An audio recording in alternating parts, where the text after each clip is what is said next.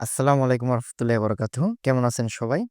তো আজকে আমরা একটা গুরুত্বপূর্ণ বিষয় নিয়ে আলোচনা করব। এই বিষয়টা নিয়ে তেমন একটা কারো মধ্যে আলোচনা হয় না বা যারা এই ধরনের সমস্যায় পড়েন তাদের কোনো সমাধান পান না। সেটা হচ্ছে কি পাখির বিভিন্ন ধরনের টিউমার নিয়ে। আমরা পাখি পালতে গিয়ে বিভিন্ন সময় এই ডিজিজের পাখিকে আক্রান্ত হতে দেখি কিন্তু এটার কোনো তেমন একটা সমাধান নেই। তো আসুন আমরা বিভিন্ন ধরনের টিউমার নিয়ে আলোচনা করব। এখন কেন হয় এগুলো সম্পর্কে বিস্তারিত আলোচনা করি। এখানে দেখেন বিভিন্ন ধরনের টিউমারের ছবি দেখানো হয়েছে। কি টিউমার হয় পাখিতে।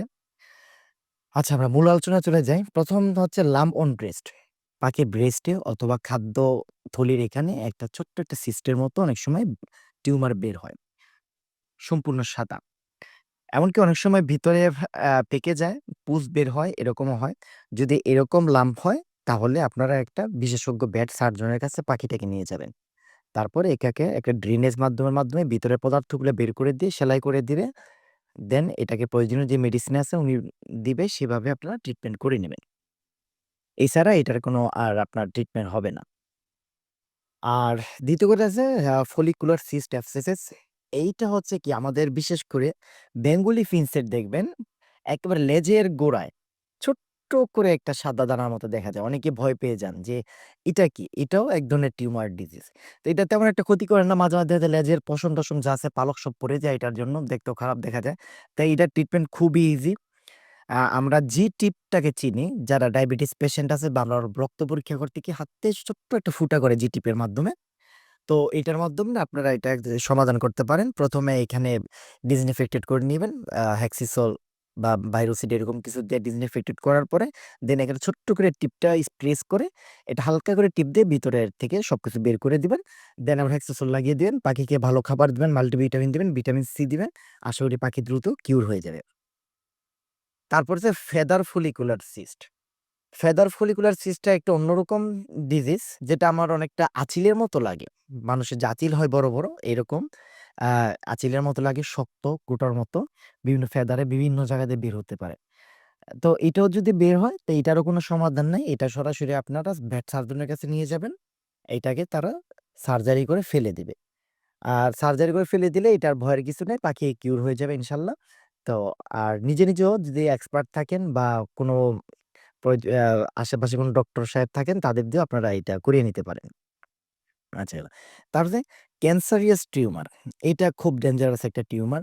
অনেকটা লাম্প বা ফেটি টিউমারের মতো দেখা যায়। কিন্তু এখানে ব্লাড ভেসেল দেখা যায়। হ্যাঁ? রক্তনালী থাকে। যদি এরকম রক্তনালী থাকে তাহলে পাখি শেষ স্টেজে চলে গেছে। এটা ক্যান্সারের রূপ নিয়ে গেছে। এটার কোনো আর চিকিৎসা হবে না। এটা এখন খালি যতদিন বাঁচাবে, না বাঁচলে কিছু করার নাই। এটার কোনো ট্রিটমেন্ট নাই। তারপরেতে আমরা আসি লাইপোমা বা ফেটি টিউমার। ফেটি টিউমারটাও আমরা অনেক দেখি। পিছনে ভেন্টের এখানে, বুকে, মাসেলে, পালকের নিচে অনেক জায়গায় সাদা এরকম লাইপোমা দেখা যায়। লাইপোমা অনেক সময় খুব ইজি ট্রিটমেন্টও সেরে যায়, আবার অনেক সময় সার্জারিও করতে হয়। তো লাইপোমার জন্য সবচেয়ে ভালো আ এই ফেটি টিউমারের জন্য ট্রিটমেন্ট হচ্ছে এসিবি। পাখিকে একটানা ১০ দিন ১ লিটারে ৫ এমএল করে দিয়ে আপনার এসিবি দিবেন। আর পাখিকে শুধু চীনা কাউন আর ধান দিয়ে রাখবেন। কোনো ফ্যাট তৈরি করতে পারে এই ধরনের খাবার দিবেন না, কোনো এগ ফুড দিবেন না। বড় কেজে পাখিকে রাখবেন যাতে খুব বেশি উড়াউড়ি করতে পারে। আর মাঝে তারপর দিতে পারেন কি সিবিড ভেট বা ভিটামিন সি দিতে পারেন। একটানা ৭ দিন দিবেন, ৩-৪ দিন গ্যাপ দিবেন, আবার একটানা ৭ দিন দিবেন। পাখি ইউরো হতে ১ থেকে ২ মাস সময় লাগতে পারে। এটা নিয়ে ভয়ের কিছু নেই। আর লাস্টে আমরা একটা টপিক নিয়ে আলোচনা এয়ার শেক র্যাপচার। এয়ার শেক র্যাপচারটা অনেক সময় দেখা যায় কি বাবলের মতো হয়ে যায় পাখির খাদ্যথলির এখান দিয়ে বা ডানার নিচে অনেক জায়গায় যে ভিতরে বাতাস থাকে। তো এটা নিয়েও আতঙ্কের কিছু নাই। খুব সহজ একটা ট্রিটমেন্ট। এই ট্রিটমেন্টটার জন্য আমরা বাটারফ্লাইটা দেব। বাটারফ্লাইটা আমরা এই হ্যান্ড ফিডিং এর সিরিঞ্জে লাগাই। এই বাটারফ্লাইটা কি করব আস্তে করে ভিতরে সুচটা ঢুকিয়ে দেব। আবার দেখবেন যে মাংসপেশিতে কোনো খোঁচা না লাগে। আর বাটারফ্লাইটা ঢুকানোর আগে অবশ্যই এখানে জীবাণুমুক্ত করে নিব হেক্সিসোল বা বিভিন্ন জীবাণুমুক্ত যে সমস্ত মেডিসিন পাওয়া যায় তা দিয়ে। জীবাণুমুক্ত করার পরে বাটারফ্লাই দিয়ে একটা ফুটা করব। দেন আস্তে প্রেস করব। প্রেস করে আমরা বাতাসটা এখান থেকে বের করে দেব। এইভাবে একটা ফুটা করব, একটা ফুটা করার পরে যদি কাজ না হয় তাহলে 2nd টাও করব। আস্তে প্রেস করব, আস্তে মালিশ করব এখান দিয়ে। আস্তে বাতাসগুলো আমরা বের করে দিয়ে দেন পাখিকে ভিটামিন বি, ভিটামিন সি এগুলা খাওয়ালে আস্তে পাখিগুলা ঠিক হয়ে যাবে ইনশাআল্লাহ। তো আজকে প্রয়োজনীয় কিছু টিউমার সম্পর্কে আমরা আলোচনা করলাম। আশা করি টিউমার হলে আতঙ্কিত হওয়ার কিছু নাই। যে সমস্ত টিউমার দেখবেন যে বা ক্যান্সারাস টিউমার আছে, ব্লাড ভেসেল চলে আসে। তো এগুলো চলে আসলে আর কিছু করার নাই। আর কিছু টিউমার আছে আপনার এখানে তো আলোচনা হলোই, যেগুলোতে আপনাদের বিশেষজ্ঞ সার্জনের কাছে যেতে হবে সার্জারি করার জন্য।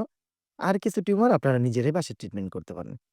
তো ইনশাআল্লাহ আজকে আলোচনা এই পর্যন্তই। ভালো থাকবেন। সবার পাখি দোয়া করি যেন সুস্থ থাকেন। ইনশাআল্লাহ আমার জন্য দোয়া করবেন। আমি যেন সুস্থ থাকি। নেক্সট টপিকস আবার খুব দ্রুত নিয়ে আসতে পারি। তো এইবারকার টপিকসটা দিতে দেরি হয়ে গেছে একটু শারীরিক অসুস্থতার জন্য। সবাইকে ধন্যবাদ।